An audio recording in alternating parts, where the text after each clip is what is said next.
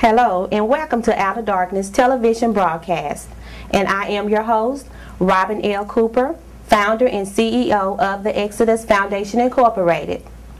Today I have two special guests joining me in the studio, and I'll let them introduce themselves.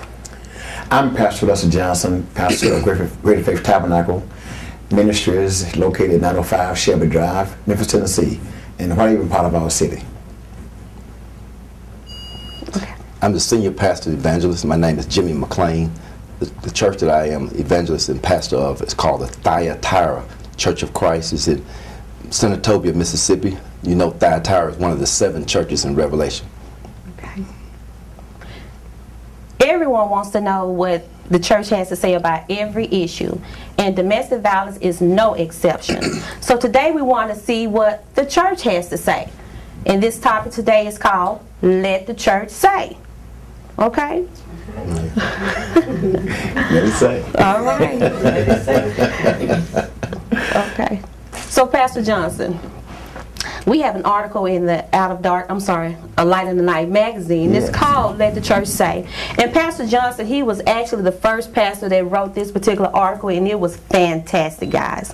So, Pastor Johnson, what does the church has to say about domestic violence? Well, Ms. Cooper, and to the audience, it is truly a message in which every pastor, I think, should address, because when you think about what's happening with our society and how many people are being affected by DV, it is truly past time for us to get involved. Amen. So the pastors, which centralizes the church itself, we have to take an active role in trying to get people educated regarding to domestic violence. And when myself began the campaign some years ago regarding Daddy's Girls Conference, we began to move toward a understanding that a lot of girls and men are affected by DV because of the absence of a father. And when he's absent, a lot of things takes place. And so the church has a very vital role, has an important role to play on educating our men who were raised without a father. They learn how to treat a woman, and then a woman who looks for validation from a father. And when those two are missing, then we be creating then opportunities for people to be hurt, molested, killed, and everything else in between. Good, that's good. Amen. Excellent. Amen. Excellent. I also want to hear what Pastor Jimmy McClain has to say. Pastor McClain, he attended my book signing a few weeks ago, and once he read the book, he called me. He was like, wow, he said, I can see so many different things in this book. And one of the things that he did recognize was the fact that I did not have a father in my life, because the father was not mentioned. So when he said this, and I knew we was going to record Pastor Johnson, it was just a perfect fit to bring both of these men of God here together, and just to see what both of them has to say, and what is the effects of domestic violence as relation to a young lady not having a father. Well, one of the things that I've been teaching in the Memphis City schools as well as pastoring, and one of the things I'm constantly doing is with the young girls, I'm constantly telling them about, you know, boundary issues. You know, a lot of it has to do with boundaries, you know, where you're taught, where you let people put their hands on you and different things like that. And we have to get back to telling our young women and young men, of course, that we are, when it comes to validation and having values and learning to value ourselves. The whole issue all goes all the way back to the beginning of time in Genesis, where, you know, Satan came in and just told her, you know, that God said you could eat from that tree, and she said, you know, we can, yeah, you know, we can't touch. He said we can't even touch it. And so it starts with putting your hands in places, or saying things you shouldn't say, or accepting things you should not accept. And so we have to go about with having strong fathers in the home. It helps to redefine our boundary system. And so when there are no boundaries, anything can happen. Exactly. Exactly. I recognize personally, I was actually doing Daddy's Girls Conference last year, and I was one of the speakers. And it was not until I was actually up speaking that I recognize, oh, this is what's missing in my life. A father was what was missing in my life. And so I didn't have those boundaries, as Pastor McClain said. You know, I would allow a young guy to come in and just you know, put his hands where he should not have. Right. And so, like I said, a father in the home is very essential. So men, if you are not actively involved in your daughter's life or your son's life, we beseech you today to take an active role in their lives so that they will not be in a situation that we have so many young ladies as well as young men in today, where, you know, this epidemic of domestic violence, it is killing not just adults, but children alike. Teenagers are losing their lives. Young men, young women, older men and women. So it's a community issue. It is not just something that it's my business, it's everyone's business. So the church is now taking an active role. So we beseech you, pastors, evangelists, preachers, apostles, in the name of Jesus, to take an active role so that we can put this thing to bed. And we talk about a lot, when we talk about things, it brings to the forefront the wonderful experience and the knowledge that it needs to be talked about. So I appreciate what your broadcast is doing, because again, it opens up a whole lot of avenues and a whole lot of opportunities for us to talk about. You know, when you talk about, let's talk about it, you know, what the church has to say about it. Talking about it will bring a whole lot of education. Because, you know, by and large, when you think about what took place in the early times of our lives, there were mothers and fathers who were abused back then too, but then they were told to stay there. And then by and large, a lot of times there were not as many victims being given the death penalty, if you will. Back then they would do a little hitting, whatever, and go on. But now it's become so aggravated, where so many people now are just, they you know, anger has creeped into this mix. And the anger that is there now is causing them to just go overboard. And it's no longer is it just a hit or here there. It's a knife, it's a gun. You know, we should have people be cut up and you know, all those type of things. So Ms. Cooper, you know, your knowledge and you bring things to the forefront, I think helps us out a whole lot, because it needs to be talked about. And you know, I tell you, sometimes when we do not talk about it, the church, which is that place where we all gather, and we come here for that spiritual experience. However, we also should be about education. In the purest form. And not always dealing with something always spiritual. Because there are some natural things we must deal with. And so many times people have left the churches because the church is not dealing with some natural issues. And the church has to deal with both natural and spiritual. Because we are the ones who have that voice. We have the pulpit. And it's important for us to spread the good news that you do have a father. He may not be in your house, but he's on the throne. And he's on the throne, he can do anything. But you have to believe that he's there. And he will take care of you. Last year's testimony was such a powerful one about what you went through with not having been in your life and how that impacts a lot of girls at my church. Because they begin to see. And again, education. Once we hear something, we're able then to say, you know what? That's me. That happened to me. Exactly. And since Dr. McClain happened to me, that means what? That means that I need to be speaking out more about it. We are too quiet. We are too quiet. There you go. And we're quiet a lot of times because we don't believe people will believe us. That's true. That's true. And we have to talk about Dr. McClain. We have to. Yes, we do. We do. As a pastor, you've got to explain. Exactly. One of the things that's interesting about that whole thing is when you're talking about, you know, bringing it to the forefront. If you look at the whole issue, go all the way back to the beginning of the time, people say, well, you know, Cain killed his brother Abel, and then he tried to do it. He took it outside where nobody could see it. But you say, well, that was something that was the first time that happened, but not really. Where did he get this whole issue of hiding things from? So when the Lord came to his father and said, Adam, where are you? He couldn't be found. And so we pick up, we learn to hide things from our parents. Absolutely. And so we have to teach kids that there's some accountability, and God draws things. God said, I'm trying to draw things out in the open so we can deal with it. And so when you look at the thing with David, with Amnon and Tamar, he raped his sister, you know, and when Absalom came and asked his father about it, you know, King David didn't do anything. Nothing. Nothing. And so this thing, this generational curse has perpetuated itself all the way down through time. And so we have to learn that we have to get these things out in the open. For instance, the priest in Malachi, and God said, you know, I'm not going to even accept your sacrifices at the altar because you're mistreating your wives at home. Absolutely. Yeah, that's what he said. That's correct. So that's you know, correct. I can't even, you know, you just throwing scraps at me. God, I'm not going to just take anything. No. If what you show me here, you have to show me at home. And so it's the same thing. We have to have accountability everywhere in our lives. I agree. Exactly. Exactly. And you know, it's just so interesting that you did, you know, bringing things out in the open, because that was one of the things that I did not do as a teenager, being abused. I hid it, you know, from my mom, school, church. You know, I didn't feel as though, you know, this was something that I wanted to uncover. So that's the reason why we're calling out of darkness. You know, we have to come out of darkness. We have to bring these young men and women out of darkness in order, and you know, like you said, it's not just a spiritual thing. No. We got to deal with this thing up front, because not everyone is in church. That's correct. That's right. Not everyone is in church, so if they're That's right. not in church, how can we expect them to go to church? And you know, we have pastors that are keeping it in the dark.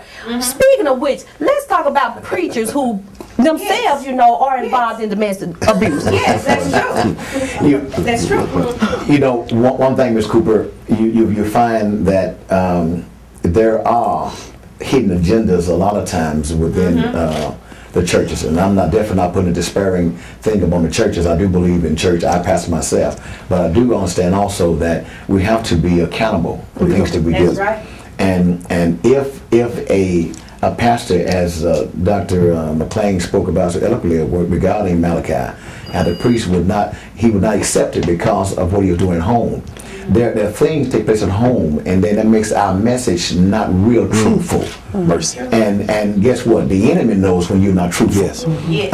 And when your wife is not being treated correctly at home. Yes. He is doing things to you at home. That makes her message to the women also is not as believable, and which also is going to also hurt the congregation. Yes. Because nobody wants to talk about what's going on. And so pastors, you know, if there's a problem, I think we first of all have to be reminded that we have the first burden of proof is to go out there and to show ourselves to be, hey, forgivable. Right. And that means that if we have problems, get help for it. You know, if you are not treating your wife in a particular way in which God commanded you to do, then it's hard to teach me how to do something if you're not doing it. That's true. I have a saying at this church here that going there can't tell been there nothing. And so if you don't treat your wife right or your children right, then you can't take after your children. So we have to understand that if we have an issue, and believe me, I debate, because there are now over 2,000 churches in Memphis. And I don't know how many there are in Mississippi, but I know in Memphis, over 2,000 churches. That says, well, there are a lot of people out here who have in churches. And then, because of this, are they really all doing what the scripture says do regarding their families? And so, Ms. Cooper, my answer to you regarding how pastors should behave themselves, they need to behave themselves in the way in which the Bible indicates. And that is that we should be the first partakers of the fruit. Yes. And that is that we're doing the right thing. That's true. With our wives. Okay. So, Pastor McClain, if you have a young lady in your congregation that, okay, let's go back. You have a big-time tithe payer who happen to be one of the deacons. And then, you know, his wife coming, you know, look, Pastor, I'm being abused at home. How do you address that issue with your members? Yes. I'm going to tell you something that happened years ago. You know, and when I first got married, a man was trying to hit on my wife in the church. And I believe wholeheartedly in Matthew 18. You know, and so, you know, I saw the whole thing perpetuating itself because he was, and the guy was happy to just be somebody that was a friend of mine. At the time, he and I were single. We were just buddies hanging out, but now we was married. So I told her, I said, you have an obligation. If your brother offend you, go tell it between you and him alone. And she did that. She talked to him, and so he never had to come to me. Now, the message got across because it never got to me. So once phase 1 was taken care of, the Bible says if he goes beyond that, then take it before 2 or 3. It never got to that stage because she handled it.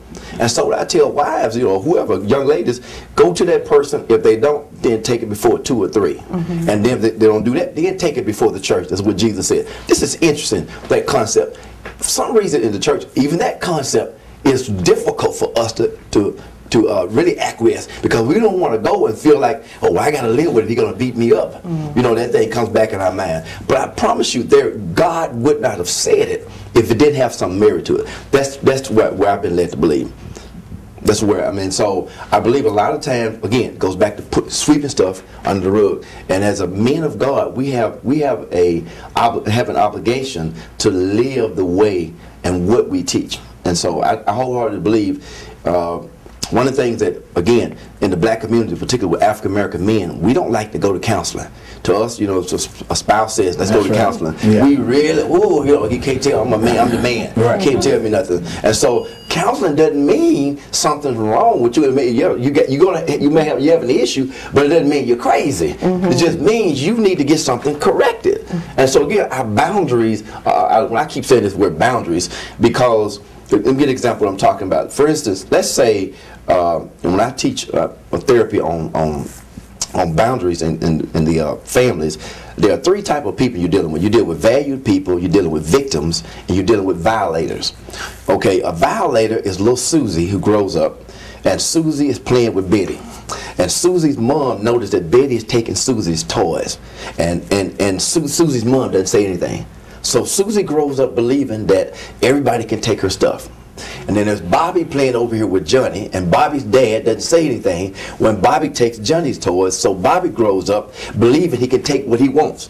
So Bobby is a violator and Susie is a victim. And so when they meet and get in a relationship, now she has no boundaries because she's not able to keep anybody from coming and taking what she has. And he's a violator. He always goes beyond what he needs to. And so now when the domestic violence begins, she feels like, guess what? You know, this is the way it's supposed to be. Because people are always taking stuff from me and nobody said. Now my mom didn't say anything. And then he believed, well, I can take what I want when I want, any kind of want. So the problem is, a valued person says, guess what? I'm not going to violate your boundaries, and you're not going to violate mine. I'm not going to take anything from you, and you sure is, God knows what, not going to take mine. And so that's what happens. We need to secure our boundary systems in our families. And again, it goes back to values. When you value yourself, you set proper boundaries, and you don't let people say certain things to you, do certain things to you, take you certain places. When you say, when my mom said I can't stay past 11, then you home at 11. When your mom said don't let that boy come over to the house while I'm gone, that's what she meant. Boundaries. And we can ever remember, there was a time, black people, we could leave our doors open in our community. Absolutely. And people wouldn't go in. That's right. It goes back, this is just a simple concept that we need to reteach over again, I believe, in our communities to help us. But again, going back to pastors, we're the main ones at the front. It got to the point where, again, a lot of pastors grew up. I grew up in a family, I told you. My mom was abused by my stepfather and my father. And as a young man growing up, I told you, it got so bad. One time I actually slept with a butcher knife in the bed with me as a kid. It got that bad. I was so angry that I thought if he tried to kill my mom, he would try to kill me. And so when I got older, I had to go through counseling and to even deal with it. So when I read your book and hearing the stuff you were talking about, all I could see was my mother going through that. You went through the exact same thing, and so I'm like, man, I'm like, you know, I actually had to catch myself, you know, the anger that I had back then. And so that, but with proper counseling, and I began to understand my compassion towards you came out, because my compassion toward my mother came out. And so these are kind of things that we gotta really be able to understand in our communities, that boundary systems, understand our value systems, and then also taking on the role of leadership, men in the families, come back, stepping in. Was your father, excuse me, Ms. Cooper, was the guy who had the abused your mother, was that your natural father? The first guy was my natural father. The second guy was my stepfather.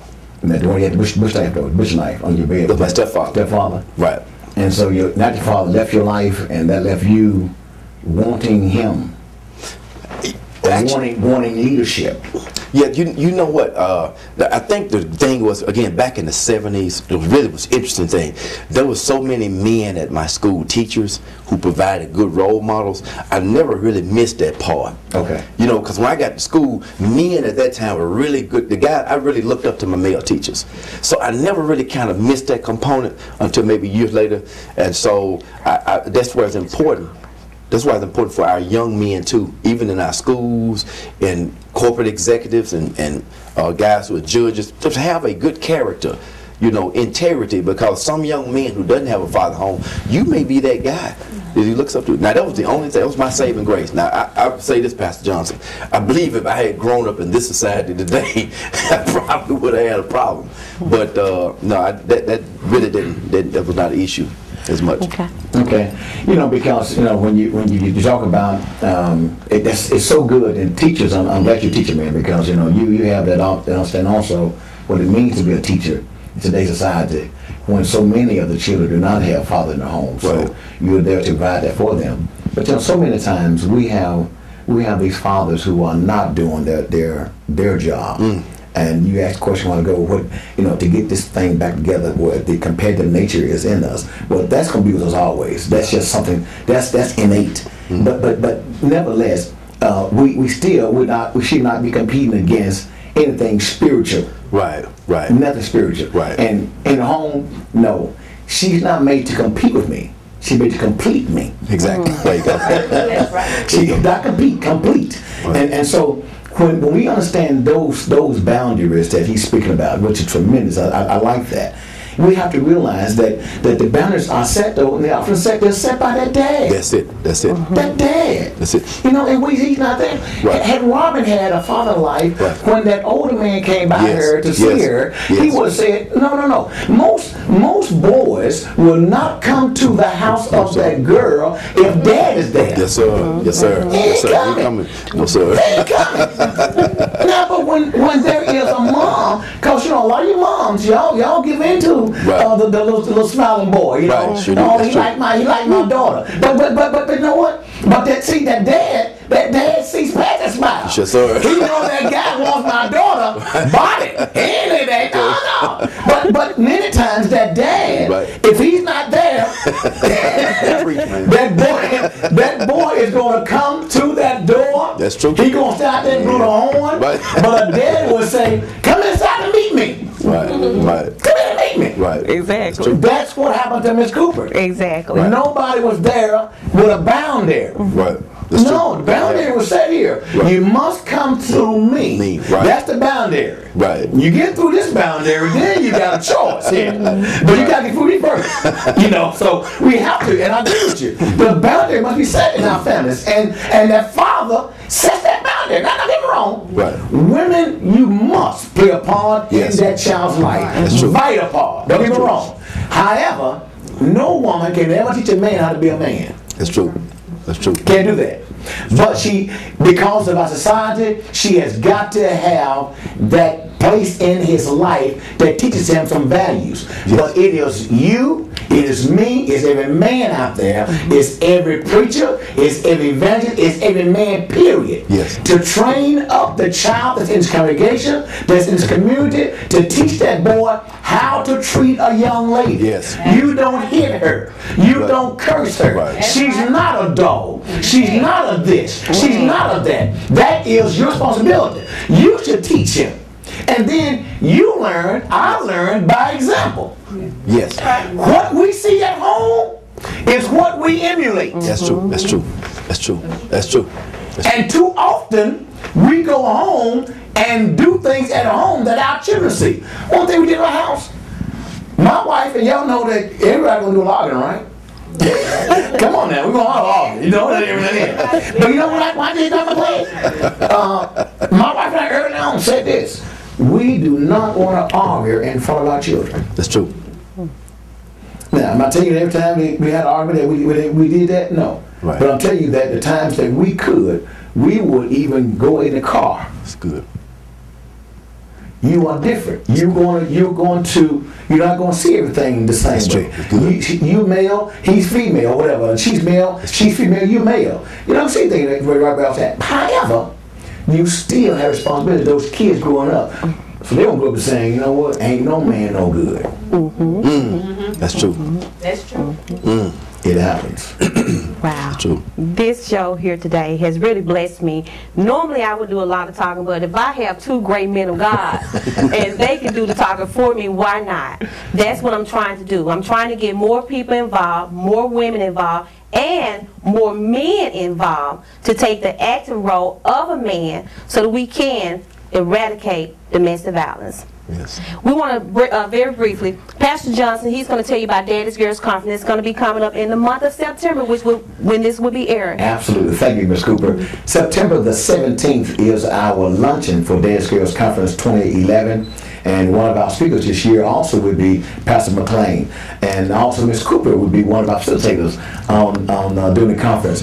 But on the 17th is our luncheon. That is the kickoff of the conference. And then the conference begins on the 21st, 22nd, 23rd of September.